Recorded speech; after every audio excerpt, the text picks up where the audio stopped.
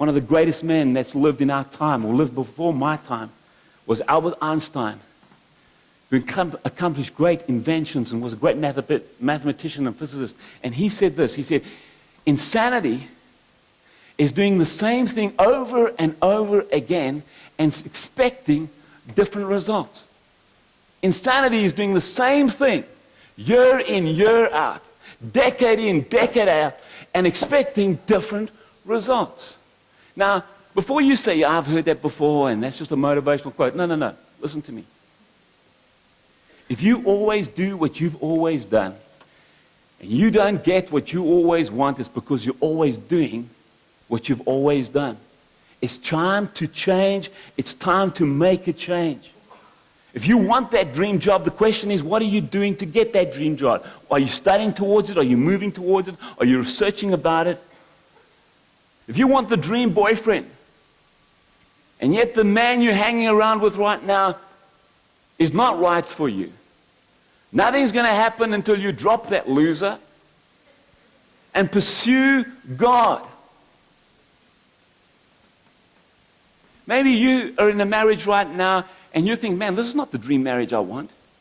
You know, you can do something different in that marriage that will change that marriage. But if you keep doing what you've always done, you'll always get what you've always got. And if you've always got what you always get and it's not what you want, you've got to do something different. You've got to do something different. Well, I want the dream body. Well, if you always eat what you've always eaten, you'll always look like you're always looking. Something's got to change. And it's not rocket science. I really believe 2010 is the year of change. 10 is the number of order. 2010, 3 tens, 3 is the number of God. 2010 is the year of divine order. This is the year to make the changes, to align our lives with God's plan and God's purpose for our lives. And that's His overall purpose and plan, but that includes everything, like how we treat our bodies, how we treat our relationships, who we hang around with, what we do at work. It involves all of that. So before I close, I want to help us take the next step to most feel alive, to be determined and deliberate in 2010, so that we can get off the treadmill of life and start moving towards the hope that God has for us. Because faith is the substance of things hoped for. And I want some substance so I can have some faith and move towards the dream that God has for my life. And you want that for your life. So here's the next step. Here's the first step. Here's the secret to moving on. It's very simple, but take it down. Right in the back of your notes.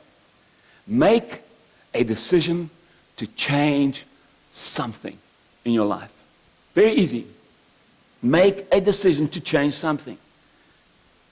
If you want a different result in your family, you got to do something different at home. If you want a different marriage, you got to do something different in your marriage. I mean, I don't know what that is, but you got to do something. Ask God to help you, but you got to do something different. You got to serve her in a way that you've never served her, that still communicates to her that she's still your princess. You got to appreciate him in such a way that he's still your knight in shining armor. You've got to do something. I mean, try something, but do something different. If you want different results in your business, well, you've got to do something different at the factory or at the office. You've got to change something, especially in this economic new reality that we live in. We cannot do business as usual anymore. Something's got to change. Maybe your diet's got to change. If you want different results financially, you've got to do something different with your money. If you want something different in your ministry, you want to reach more people, you want more people included in your ministry so we can reach more people, well, then you've got to do something different in your ministry. This is the year for change, and I believe this is a prophetic word for many people. If you want to take hold of what God has for you in the future, you've got to let something go in your past. That's a word for someone. If you want to take hold of something that God has for you in the future, you need to let go of something that you're holding on to. Even if you're good at what you've held on to, you've got to let go of that thing so you can reach out for what God has for you. But friends, it's time to make a decision.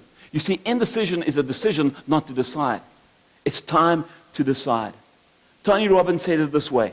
He said, a real decision is measured by the fact that you've taken a new action. If there's no action, you haven't truly decided.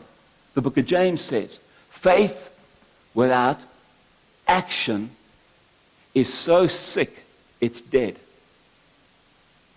Faith is the substance of things hoped for. When I have the substance, I need to take the action to move towards the hope. You know, in Matthew 14, we have the account of Peter, who was in the boat with the other disciples, and Peter made a decision that not many fishermen in a boat make.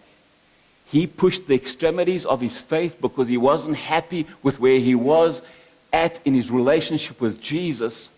And so because he wanted a different outcome, because he wanted to alter the status quo, he made a radical decision. He said, Jesus, if that's you, call me to you on the water. And he stepped out of the boat.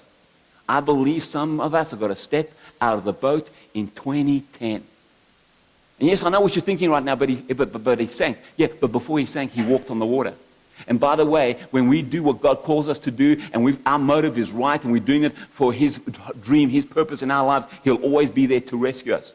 But never forget that when Peter got back in that boat, imagine him sitting with the other 11. I mean, he'd been somewhere with Jesus they'd never been. So he's sitting in the boat and he's thinking, Jesus and I, we're tight, man. We've been on the water together. You bunch of losers. You see, it comes from a decision of stepping out of the boat. What are you going to do to step out of the boat? So let's recap and then we'll wind up. If you want a different outcome, if you want to alter the status quo, something must change. Either the hope must change or the habit must change. Either our dream must change and we align our dream with God's dream, or the way we approach living to get to the dream must change. So if not now in 2010, then when? If something's got to change in your family, if not you, who's going to make the change? In what life are you going to move from sickness to life and joy? In what life are you going to move from hope deferred to a dream fulfilled? It's time to make a decision. Now I want to leave you with a challenge. Here's the challenge. What are you going to change on a consistent basis today that will result in a whole new tomorrow? As you sit there, in a few moments we're going to pray. But I want you to ponder this question. What are you going to change on a consistent basis today that will result in a whole new tomorrow? And we're going to pray and ask God to help us make some changes. But friend, here's some advice. Don't go and tell people all the changes you're going to make. Just take the corresponding action so they can see that you made a decision. And when they see the change in your life, they will see that you stepping out and moving towards the dream that God has for your life. I'm going to ask Dennis and Pastor Lorenzo in their locations to close their services. And right here, we're going to pray right now. Let us pray.